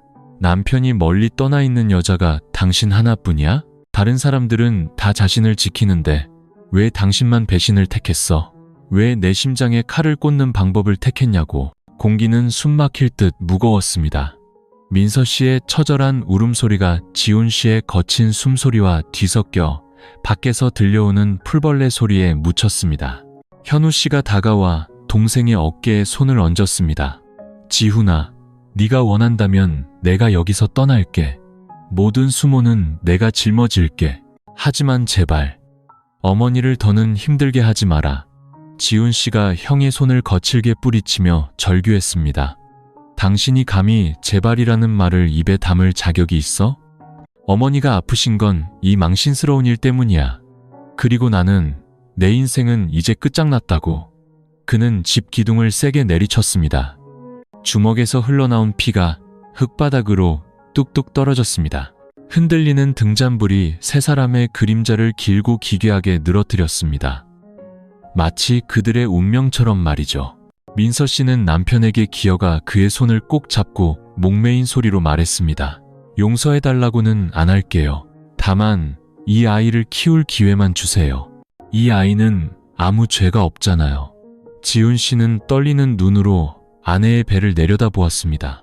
그 안에서 작은 생명이 꿈틀거리고 있었습니다. 그의 마음속에서 증오와 연민이 격렬하게 충돌했습니다. 마침내 그는 고개를 돌렸습니다. 그의 목소리는 얼음장처럼 차가웠습니다. 아이에게는 손대지 않겠어. 하지만 오늘부터 우리 사이는 끝이야. 민서 씨는 그 자리에 쓰러져 목 놓아 울었습니다. 현우 씨는 고개를 떨군 채 떨리는 두 손을 굳게 말아쥐었습니다. 낡은 집안, 그 선언은 새로운 고통의 시작을 알리는 종소리처럼 울려 퍼졌습니다. 이제 모두가 그 결과를 마주해야만 했습니다. 그리고 비극은 이제 가장 잔혹한 단계로 접어들었습니다. 그 격렬한 대질신문이 끝난 다음 날 아침, 지훈 씨는 말없이 낡은 옷 몇 벌을 챙겨 배낭에 넣었습니다. 그는 누구에게도 한마디 말없이 오랫동안 어머니의 침상 곁에 서 있었습니다. 박 여사는 아들의 손을 꼭 잡고 떨리는 목소리로 말했습니다. 어디 가려는 게냐? 이런 상황에 이 어미를 혼자 두고 가지 마라. 지훈 씨는 고개를 숙여 어머니의 앙상한 어깨를 감쌌습니다. 눈물이 뺨을 타고 흘렀습니다. 죄송해요, 어머니. 저는 이 집에서 단 하루도 더 머무를 수 없어요. 저들을 볼 때마다 심장이 칼로 베이는 것 같아요. 그 말을 남기고 그는 돌아서서 대문 밖으로 나갔습니다. 민서 씨는 통곡하며 뒤따라 나가 남편의 손을 붙잡고 무릎을 꿇었습니다. 지훈 씨, 제발 가지 마세요. 무슨 일이 있어도 어머니를 그리고 저를 이 폭풍 속에 혼자 두지 마세요. 지훈 씨가 그녀의 손을 거칠게 뿌리쳤습니다. 그의 눈빛은 얼음장처럼 차가웠습니다. 다시는 내 이름 부르지 마. 우리 사이는 모든 게 끝났어. 그는 등을 돌려 떠나갔고 그의 모습은 동네 어귀의 대나무 숲 뒤로 사라졌습니다. 민서 씨의 찢어지는 울음소리가 그의 뒤를 따랐고 그 소리는 세차게 부는 바람 소리에 섞여 온 마을에 슬프게 울려 퍼졌습니다. 그날 이후 민서 씨는 지옥 같은 삶을 살았습니다. 친척들이 집에 몰려와 욕설을 퍼붓고 비난했습니다. 한 고모는 대놓고 소리쳤습니다. 계집이 정조 하나 지키지 못하고 무슨 낯으로 고개를 들고 다니느냐. 당장 이 집에서 나가거라. 가문에 더는 먹칠하지 말고. 시장에 가면 동네 사람들은 민서 씨를 보고 수군거렸고 심지어 비아냥거리는 사람도 있었습니다. 부부가 어쩌다 저 지경이 됐을까. 저 집도 이제 복이 다했지. 민서 씨는 어딜 가든 고개를 푹 숙였습니다.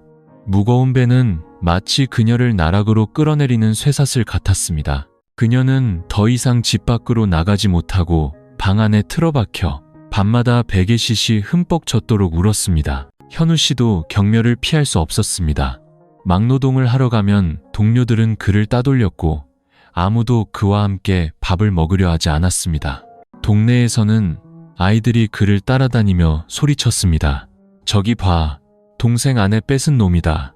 그는 입술을 깨물고 피가 나도록 주먹을 쥐었지만 묵묵히 견뎠습니다.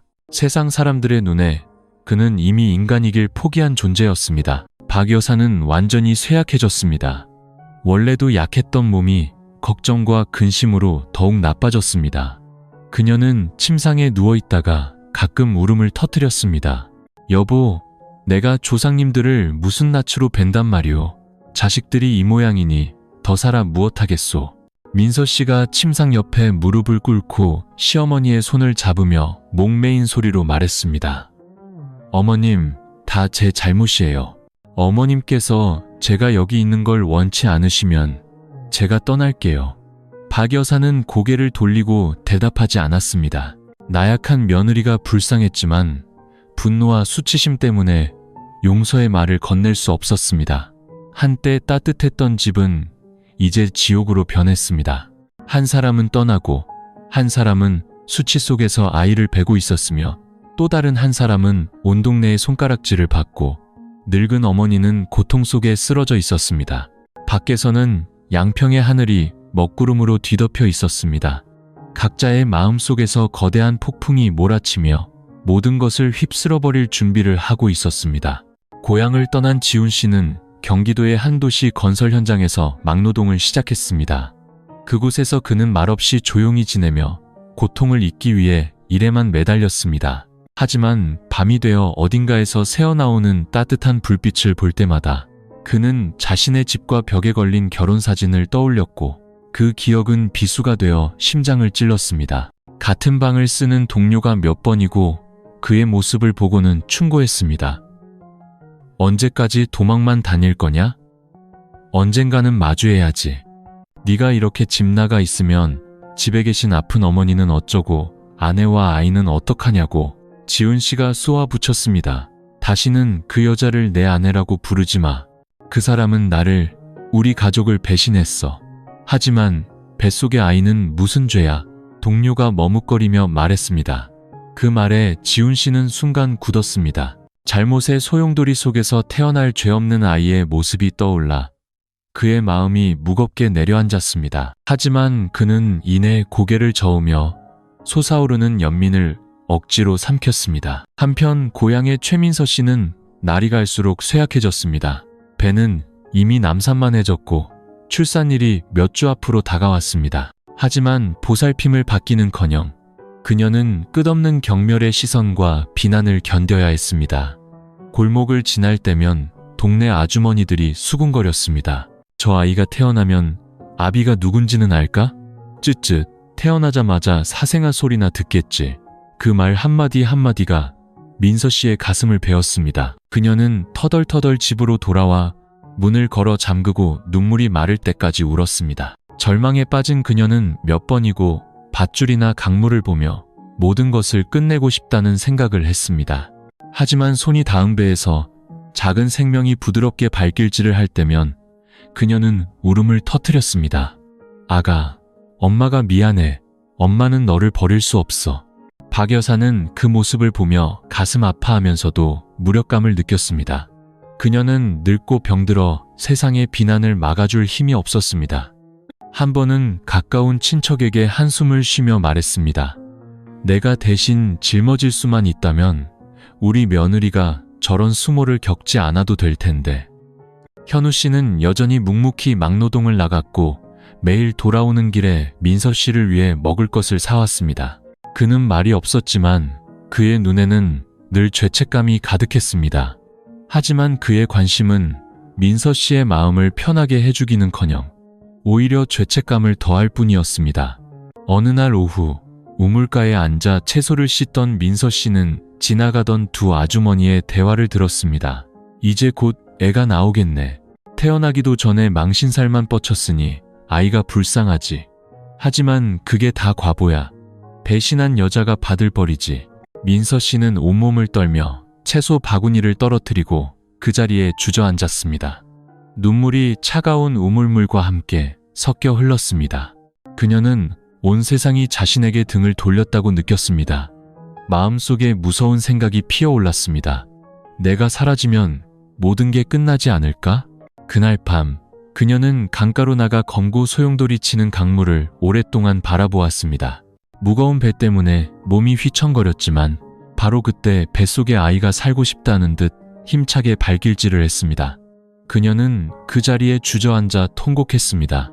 아가, 엄마가 약속할게. 엄마는 꼭 살아서 어떤 일이 있어도 너를 낳을 거야.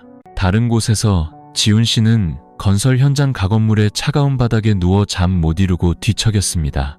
그의 마음속에는 친구의 말이 계속 맴돌았습니다. 아이는 무슨 죄야?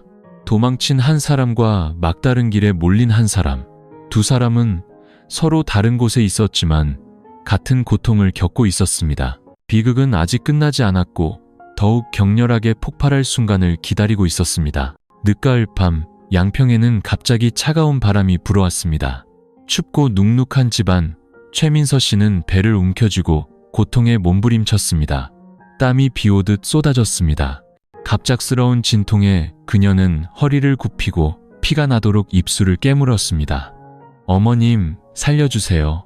민서 씨가 끊어질 듯한 목소리로 신음했습니다. 침상에 누워있던 박 여사는 그 소리에 힘겹게 몸을 일으켰습니다.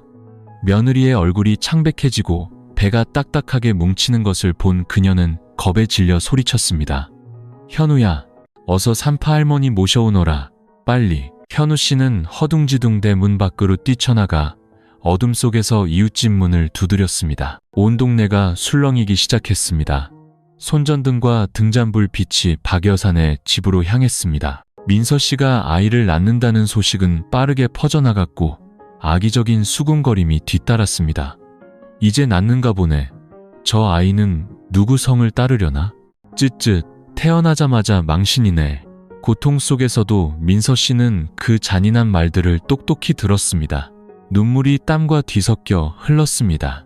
그녀는 그저 배를 끌어안고 아이가 무사하기만을 빌 뿐이었습니다. 마을의 산파 할머니가 도착해 뜨거운 물과 깨끗한 수건을 준비하라고 소리쳤습니다. 병원 갈 시간 없어. 집에서 나아야 해. 작은 집은 순식간에 아수라장이 되었습니다. 민서 씨의 찢어지는 비명, 산파의 다급한 목소리, 사람들의 분주한 발소리가 뒤섞였습니다. 박 여사는 며느리의 손을 잡고 떨리는 목소리로 중얼거렸습니다. 아가, 힘을 내거라. 이 어미를, 그리고 뱃속의 아이를 버리면 안 된다. 몇 시간의 사투 끝에 마침내 아기의 우렁찬 울음소리가 터져나왔습니다. 집안의 모든 소리가 순간 멎었다가 이내 안도의 한숨으로 바뀌었습니다. 붉은 피덩이, 아기가 산파의 손에 안겨 앙칼지게 울었고 기진맥진한 민서 씨는 눈을 감은 채 희미하게 미소 지었습니다. 네, 내 아기. 하지만 기쁨은 잠시였습니다. 대문 밖에서 다시 수군거리는 소리가 들려왔습니다. 아들이라네. 근데 저 아이아비가 누구야? 정말 창피한 일이야. 민서 씨는 그 소리를 듣고 눈물을 흘렸습니다. 그녀는 아이를 품에 안아 저 악독한 말들로부터 지켜주고 싶었지만 떨리는 팔에는 힘이 없었습니다. 먼 곳 건설 현장에서 지훈 씨가 앉아 있는데 한 친척이 헐레벌떡 찾아왔습니다. 그는 떨리는 목소리로 말했습니다. 지훈아, 어서 돌아가거라. 민서가 방금 아이를 낳았다. 온 동네가 시끄러워. 산모랑 아이들 다 위태롭다고 한다. 그 소식에 지훈 씨는 망연자실했습니다. 그의 손에서 밥그릇이 떨어졌고 마음속에는 거센 파도가 일었습니다. 아이의 얼굴이 보고 싶으면서도 모든 것을 증오하며 외면하고 싶었습니다. 옆에 있던 친구가 충고했습니다. 어쨌든 내 핏줄이 섞였을 수도 있잖아. 네가 이렇게 외면하다가 무슨 일이라도 생기면 평생 후회할 거야. 지훈 씨는 머리를 감쌌습니다. 심장이 찢어지는 듯 했습니다. 그는 병든 늙은 어머니를, 고통스러워하는 아내를, 그리고 죄 없이 태어난 아기의 울음소리를 떠올렸습니다. 하지만 끔찍한 수치심이 그의 발걸음을 쇠사슬처럼 무겁게 묶었습니다. 그날 밤 양평하늘에서는 갑자기 소나기가 쏟아졌습니다. 낡은 집 안에서는 갓난아기의 울음소리와 늙은 어머니의 한숨, 그리고 죄지은 여인의 흐느낌이 뒤섞여 있었습니다. 그리고 다른 한 곳에서는 고통받는 남편이 인생의 가장 중요한 결정 앞에 서 있었습니다. 돌아가서 마주할 것인가, 아니면 영원히 모든 것을 버릴 것인가. 밤새 내리던 비가 그치고 다음날 아침 양평의 하늘은 무겁게 가라앉아 있었습니다. 집안에서는 갓난아기의 울음소리가 그치지 않았습니다. 낡은 포대기에 쌓인 붉은 핏덩이의 아기가 기진맥진한 어머니 곁에 누워 있었습니다. 최민서 씨는 너무 지쳐 눈을 뜰 힘도 없었지만 힘겹게 팔을 뻗어 아이를 품에 안았습니다. 눈물이 조용히 흘러 아기의 뺨에 떨어졌습니다. 대문 밖에서는 수군거림이 그치지 않았습니다. 온 동네 사람들이 모여들었고 친척들도 속속 도착했습니다. 다시 가시 돋친 말들이 터져나왔습니다. 낳았네. 아들이라지. 근데 누구를 아버지라 불러야 할지. 가문의 망신이야. 이런 일은 평생 처음 보네. 박 여사는 침상에 누워 그 말들을 들으며 심장이 멎는 듯 했습니다. 그녀는 더 이상 사람들을 쫓아낼 힘도 없어 그저 눈을 감고 주름진 뺨 위로 눈물을 흘려보낼 뿐이었습니다. 바로 그때 삐걱거리며 대문이 열렸습니다. 낡은 배낭을 맨 지훈 씨가 나타났습니다. 집을 나간 며칠 사이 그의 얼굴은 초췌해져 있었습니다. 마당은 순간 조용해졌다가 이내 다시 술렁였습니다. 한 집안 어른이 비아냥거리듯 말했습니다. 어이구, 지훈이가 돌아왔네. 이제 어떻게 처리하는지 구경이나 해보자고. 지훈 씨는 집 안으로 들어섰습니다. 그의 시선은 바구니로 만든 임시오람에 멈췄습니다. 붉은 핏덩이의 아기가 앙칼지게 울고 있었습니다. 그는 그 자리에 얼어붙은 듯 서 있었습니다. 심장이 미친 듯이 뛰었습니다. 그 순간 연민과 증오, 그리고 숨막히는 고통이 뒤섞인 이상한 감정이 그를 덮쳤습니다. 민서 씨는 남편을 보고 흐느꼈습니다. 지훈 씨, 돌아왔군요. 이 아이, 제 아이예요. 지훈 씨가 잠긴 목소리로 고함쳤습니다. 다시는 내 이름 부르지 마. 당신은 배신자야. 이제 와서 내가 이 아이를 받아주길 바라는 거야? 모여있던 친척들이 일제히 손가락질했습니다. 맞아. 절대 받아주면 안 돼. 저 아이는 우리 집안의 수치야. 우리 성을 받을 자격이 없어. 쏟아지는 비난에 민서 씨는 온몸을 떨며 아이를 더욱 꽉 끌어안고 눈물 속에서 절규했습니다. 내 아이는 죄가 없어요. 당신들이 아무리 경멸해도 이 아이는 핏덩이예요. 버림받아 마땅한 존재가 아니라고요. 박 여사는 울음을 터뜨리며 힘겹게 몸을 일으켜 떨리는 목소리로 말했습니다. 그래, 아이는 죄가 없다. 잘못은 어른들에게 있지 아이에게 있는 게 아니야. 하지만 지훈아, 네가 어떤 결정을 내리든 신중하게 생각해야 한다. 지훈 씨는 고개를 돌렸습니다. 피가 나도록 주먹을 쥐었습니다. 모든 것을 버리고 멀리 떠나고 싶었지만 아기의 맑은 울음소리가 수천 개의 바늘이 되어 그의 심장을 찔렀습니다. 그것은 살고 싶어하는 작은 생명의 외침이었습니다. 바로 그때 초췌한 얼굴에 현우 씨가 들어섰습니다. 그는 마당 한가운데에 무릎을 꿇고 친척들 앞에서 또렷하게 말했습니다. 모든 잘못은 저에게 있습니다. 제가 모든 벌을 받겠습니다. 제발 민서 씨와 이 아이에게 모든 수치를 떠넘기지 말아 주십시오. 사람들이 웅성거렸습니다. 거봐, 제 입으로 인정하잖아. 정말 인간이길 포기한 놈이구나. 한 집안의 최고 어른이 나서서 엄하게 선언했습니다. 현우, 너는 오늘부로 우리 가문에서 쫓겨난 줄 알아라. 그리고 저 아이를 받아들일지 말지는 지훈이가 결정할 일이다. 지훈 씨는 온몸을 떨었습니다. 그는 무릎 꿇은 형을, 아이를 안고 처절하게 우는 아내를, 그리고 절망 속에 쓰러진 늙은 어머니를 보았습니다. 그의 인생 전체가 눈앞에서 무너져 내리는 것 같았습니다. 마음속에서 분노와 연민이 격렬하게 충돌했습니다. 그는 밖에서 후두둑 떨어지는 빗소리 속에서 절규했습니다. 모두 조용히 해. 내가 결정할 거야. 아무도 나 대신 결정할 수 없어. 공기는 무겁게 가라앉았고 모두가 숨을 죽였습니다. 모든 시선이 지훈 씨에게 쏠렸습니다. 그의 결정이 이 가족의 운명을 가를 것이었습니다. 구원 혹은 파멸, 용서 혹은 단절.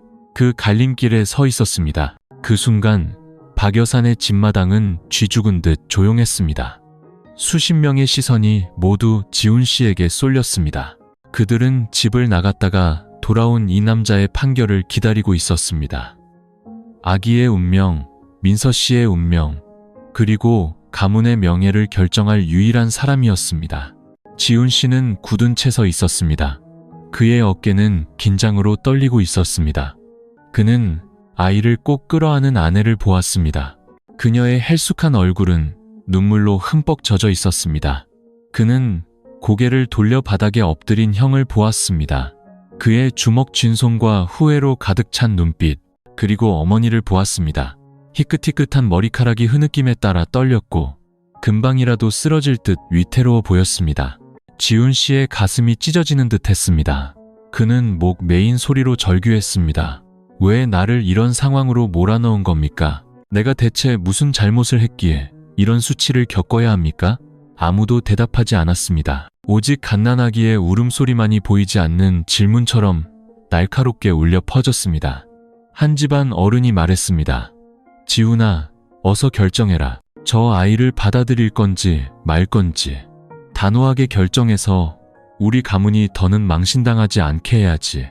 지훈 씨는 주먹을 꽉 쥐었다가 갑자기 사람들 앞으로 나섰습니다. 그는 민서 씨의 품에 안긴 아기를 똑바로 바라보았습니다. 붉은 피덩이 아기는 이제 막 눈을 뜬 채 아무것도 모른다는 듯이 멍하니 허공을 보고 있었습니다.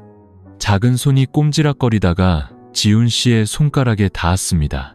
그 순간 지훈 씨의 심장이 멎는 듯 했습니다. 그는 그 자리에 주저앉으며 눈물을 쏟았습니다. 이 아이는 죄가 없어. 내가 이 죄 없는 생명을 버릴 수는 없어. 사람들이 웅성거렸습니다. 어떤 이는 비아냥거렸습니다. 하지만 네 핏줄도 아니잖아. 저 아이를 받아들이는 건 스스로 수치를 뒤집어 쓰는 셔. 지훈 씨가 고개를 들었습니다. 그의 눈은 불타오르고 있었습니다. 이 수치는 아이가 만든 게 아니야. 이 아이는 태어나는 방법을 선택하지 않았어. 죄가 있다면 그건 어른들이지. 내 형, 내 아내, 그리고 너무 오랫동안 가정을 내버려둔 나 자신. 하지만 이 아이는 살아야 해. 그 말을 마치고 그는 아기를 들어올려 가슴에 꼭 끌어안았습니다.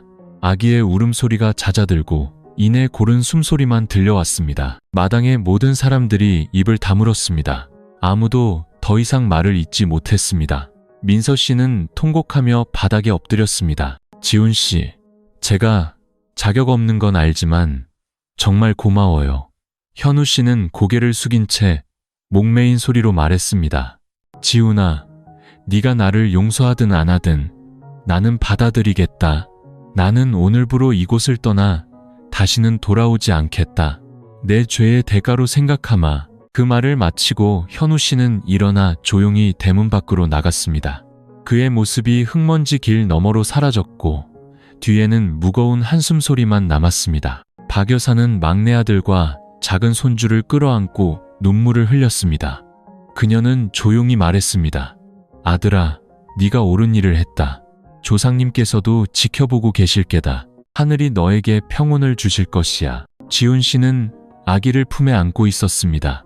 마음은 여전히 복잡했습니다. 그는 앞으로의 길이 험난할 것을 알았지만 적어도 증오 대신 인간의 도리를 선택했습니다. 밖에서는 잿빛 하늘을 가르며 한 줄기 옅은 햇살이 먹구름을 뚫고 비춰왔습니다. 그것은 끔찍한 비극을 겪은 사람들에게 희망을 심어주기에 충분한 약하지만 소중한 빛이었습니다. 길고 긴 폭풍의 시간이 지나고 양평의 작은 집은 서서히 평온을 되찾았습니다. 현우 씨는 온갖 저주를 뒤로한 채 마을을 떠나 종적을 감췄습니다. 그것은 가족의 정과 명예를 배신한 한순간의 이기심에 대한 대가였습니다. 세상은 의도치 않은 실수는 용서할 수 있을지 몰라도 핏줄을 배신한 행위는 결코 용납하지 않습니다. 최민서 씨는 출산 후 쇠약해진 몸과 피폐해진 정신으로 하루하루를 보냈습니다. 아이를 품에 안고 있는 동안 그녀는 행복과 고통을 동시에 느꼈습니다. 죄 없는 아이가 건강하게 태어난 것은 행복이었지만 자신의 삶을 진흙탕으로 만든 장본인이 바로 자신이라는 사실이 고통스러웠습니다. 그때부터 그녀는 세상 앞에 고개를 들지 못한 채 오직 아이를 돌보는 데에만 전념하며 자신의 잘못을 씻고자 했습니다. 박 여사는 큰 충격으로 건강이 악화되었지만 막내 아들이 돌아와 아이를 품에 안는 모습을 보고 마지막 남은 기력을 짜냈습니다. 그녀는 과거가 아무리 더럽혀졌어도 인간의 도리를 지킨다면 미래에는 희망이 남아있다는 것을 깨달았습니다. 그리고 지훈 씨, 그는 마음속에 깊은 상처를 안고 있었지만 결국 용서의 길을 선택했습니다. 그는 아이에게는 죄가 없다는 것을 알았기에 친자식처럼 키우기로 결심했습니다. 그의 그 결정은 친척들과 동네 사람들의 시선을 서서히 바꾸어 놓았습니다. 더 이상 노골적으로 손가락질하는 대신 때로는 이런 말을 하는 사람도 있었습니다. 지훈이는 정말 의리 있는 남자야. 그 후로도 지훈 씨는 고된 삶을 살아야 했지만 아이의 해맑은 웃음을 볼 때마다 그의 마음은 한결 가벼워졌습니다. 비록 결혼 생활은 깨졌지만 그 아이는 그가 계속 살아갈 이유가 되어주었습니다. 이 이야기는 우리에게 쓰라린 교훈을 남깁니다. 첫째, 결혼 생활에서 신뢰와 절제력이 얼마나 중요한지를 경고합니다. 한순간의 흔들림, 한 번의 실수가 한 가정을 완전히 파괴하고 수년간의 행복을 잿더미로 만들 수 있습니다. 둘째, 실수를 저질렀을 때 그것을 회피하지 않고 책임지는 자세가 필요하다는 것을 일깨워줍니다. 현우 씨는 고향을 떠나 평생 수치 속에서 살아야 했습니다. 그것이 바로 배신에 대한 대가였습니다. 셋째, 이 이야기는 인간애와 용서의 위대함을 보여줍니다. 지훈 씨는 아이를 버릴 수도 외면할 수도 있었지만 그는 아이를 지키는 길을 선택했습니다. 덕분에 죄 없는 한 생명이 태어나자마자 어둠 속으로 내몰리지 않게 되었습니다. 그의 인간적인 선택은 고통 속에서도 다른 사람들의 존경을 지켜주었습니다. 마지막으로 이 이야기는 모든 가정에 보내는 경고입니다. 행복은 사랑뿐만 아니라 서로에 대한 관심과 나눔, 그리고 함께하는 시간 속에서 자라납니다. 너무 오랫동안 떨어져 있으면서 그 빈자리를 채워주지 못하면 사람은 쉽게 유혹에 빠질 수 있습니다. 서로를 소중히 여기고 가정의 울타리를 굳건히 지키십시오. 모든 것을 잃고 나서야 그 진정한 가치를 깨닫는 어리석음을 범해서는 안 됩니다. 박 여사 가족의 비극은 우리 모두에게 경종을 울립니다. 이야기는 고통 속에서 끝을 맺었지만 작은 희망의 불씨를 남겼습니다. 잘못을 인정한 사람은 조용히 속죄의 삶을 살게 되고 배신한 자는 대가를 치르며 인간의 도리를 지킨 사람은 마음의 평온을 찾게 될 것입니다. 그것이 바로 세상의 이치이며 누구도 피할 수 없는 인과응보일 것입니다.